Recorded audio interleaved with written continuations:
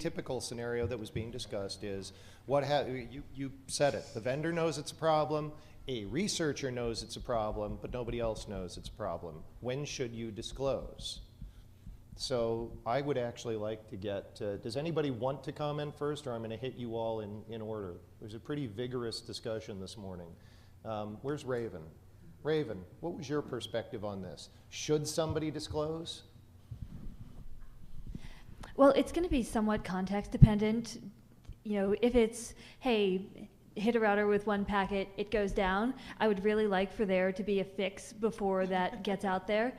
When I am the researcher, I try and lean on the vendor to get that done and out there quickly.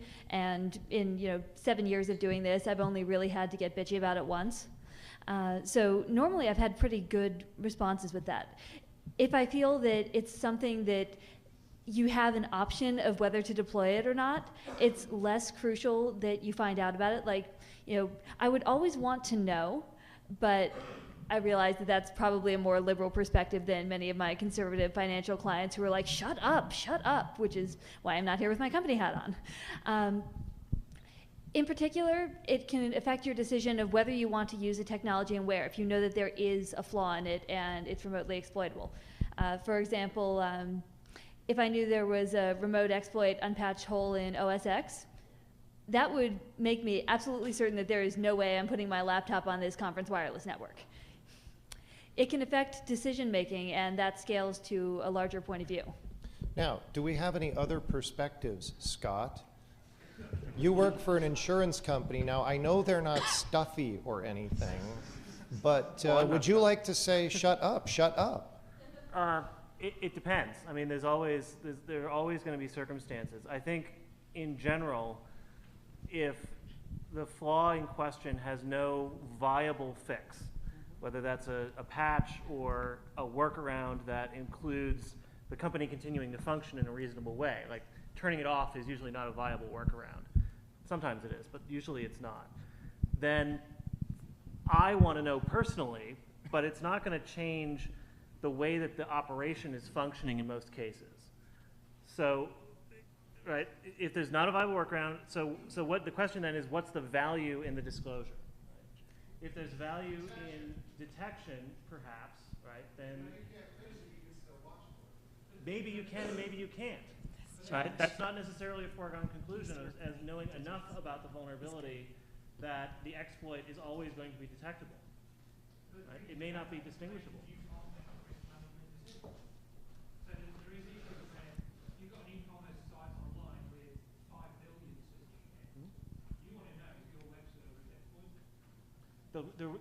The prudent planning assumption at any point in time is that it is exploitable.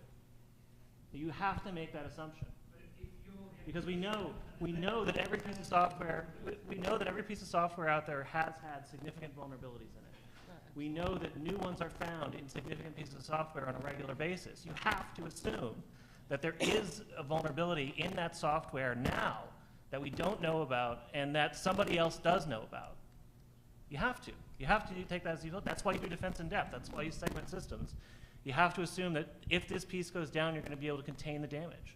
While I agree that that's a good approach to security design, to assume that any piece can get popped at any time, I think that there are things that you can do if you know that there's a flaw. Like a lot of the iOS upgrades that happened after last summer, some of the lower end routers, they didn't have enough memory to take them, and so these people had to go out and buy new hardware. And that's a decision you can make. Even if you don't have the budget now, you can start planning for it. You can lean on your vendor and say, hey, support me here. I have this problem in your software. There's something you need to do about it. They're not ideal steps and they're not great steps, but they're at least something. Yeah, I would also like to add, who's making the decision on whether or not there's no workaround, right? I mean, in that situation, if the vendor knows about it and the researcher knows about it, software is deployed in all kinds of different contexts. Some environments may be able to work around it, while others might not. And yeah, I don't know what the right answer is necessarily, but I think that that the assumption that there's no workaround automatically because it's an architecture problem isn't necessarily valid. And I think I'm struck that nobody's commenting about the downside. If you do disclosure, there's additional risk because now more people will know about it. I mean, everybody's talking about the fact that, well, if one person knows it, 2 will know it, 3, a handful, maybe a few, but when you do disclosure, the whole idea is no matter how many you do disclosure to, you have now released it to pretty much everybody. And that's a key point right there. You know, we routinely come across vulnerabilities through a number of sources.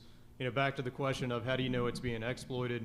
I mean, we leverage our capability to try to assess, we're interested from a national security, critical infrastructure perspective, those type of angles. But we're also at the same time trying to see, is it specifically targeted?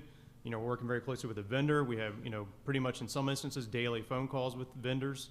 At the same time, that they're looking and trying to monitor their sources, we're monitoring our sources. If we start to see a change or if we start to see some additional activity, at that point, we assess, do we go ahead and communicate it? Or do we, try to, see, confirm, is it the same vulnerability or is it another twist to it? So, I mean, there's a number of things that go at play here. Again, if you just throw out there, even under full disclosure, we put that information out there for signature creation to a broad audience very quickly, people are going to turn around and take advantage of that information to create exploits. The approach that we take is that it's not up to us to decide when to disclose, when it's appropriate. It's up to the customers, and that's why whenever we do a disclosure, we have the timeline in there. We let the world know when we told the vendor, and then they know when the patch comes out. And it's up to the customer. If the customer wants to talk to the vendor about that, if the customer wants to find a new vendor, they should have the right to do that, and that's why we include that timeline. A number of hands have shot up. Let me start with the guy at the blue shirt right there. Yes, you. That is blue, isn't it? Sorry.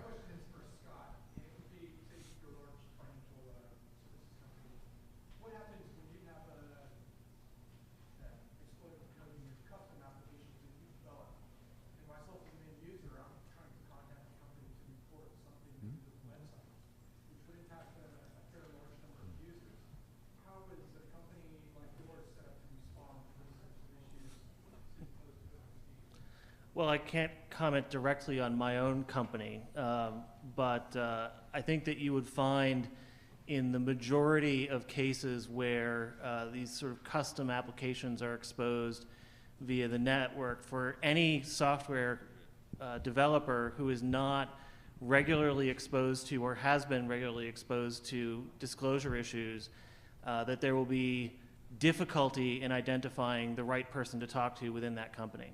Right? The first report for any company is always the hardest, right? Because the company is not set up for it. Very few companies, unless they happen to be security companies, before they release the software, say, oh, if there's a security flaw in this, we should be sure that everybody knows how to get in touch with us, right? It just doesn't. It's what? I'm not saying that the standards don't exist. I'm saying that it is very, very rare to find a company that has thought it through, of any kind, right? It's not, they exist, I'm sure they exist. If it's your company, great, but it's rare, right? So that's the answer to your question, I think, is that any company that you go to with a vulnerability who's not used to dealing with those kinds of reports, you're gonna have a hard time dealing with it as a researcher, and the company is gonna have a very hard time as the vendor taking in that information. And I guarantee that even if you're set up for it, the first time really sucks. Yep. It doesn't matter. You can have the email addresses set up, you can have the web pages set up, and it's still gonna be a clusterfuck the first time. Yep. And the second time. And the third and fourth and fifth. The seventh is a little bit easier.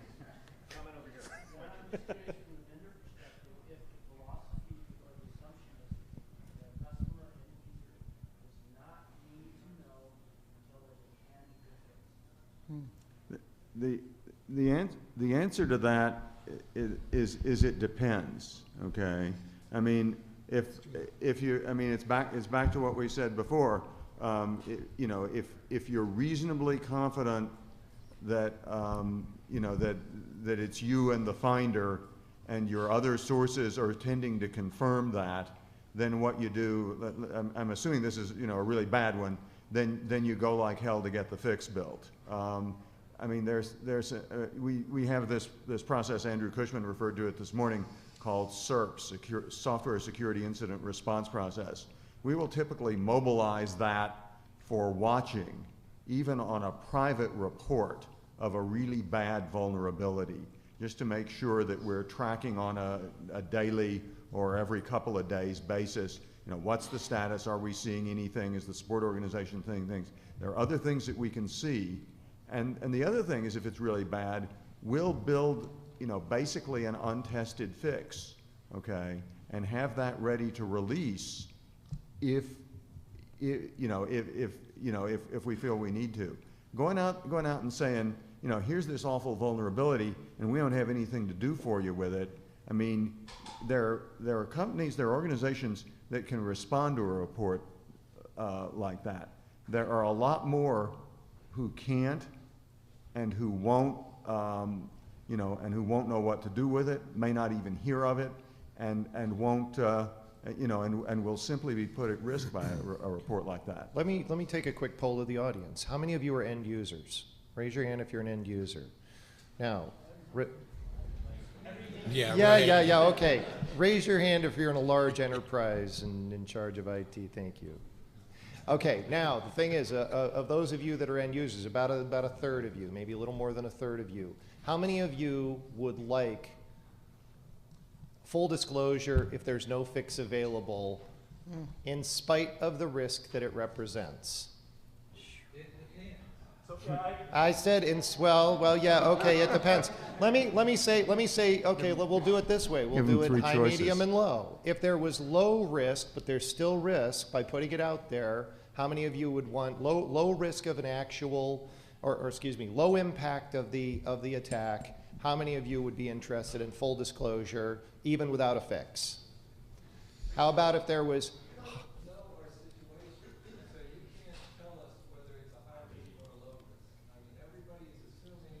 Yeah, but unfortunately, we're in a situation where you can't know about it until we disclose it. So there's two So, types of risk you're talking about. One is the risk of the impact to your environment, and you're exactly right. We can't know the risk to your environment, and that can change hugely depending on your environment. There's also the risk of increasing the risk of something happening because of the disclosure, and that's one that that's a holy war. That's no one's ever going to be able to truly know what the risk of going out with an announcement that there is an issue in such a piece of thing without knowing. well, I want to say, and it's part of full disclosure, that it's definitely an imperfect test, but I also want to reflect that only 20% of the end users really raise their hands. And just real quick, let's do the other half of it. Who does not want any type of disclosure unless there is a fix available? Okay, now how many of you didn't raise your hands at all? Probably about just as many. So a bunch of end users didn't pick either. Are you okay? Raise your hand if you're in the it depends camp. Okay, well now you're not even playing. All right, there's a guy over here who's jumping out of his tattoos.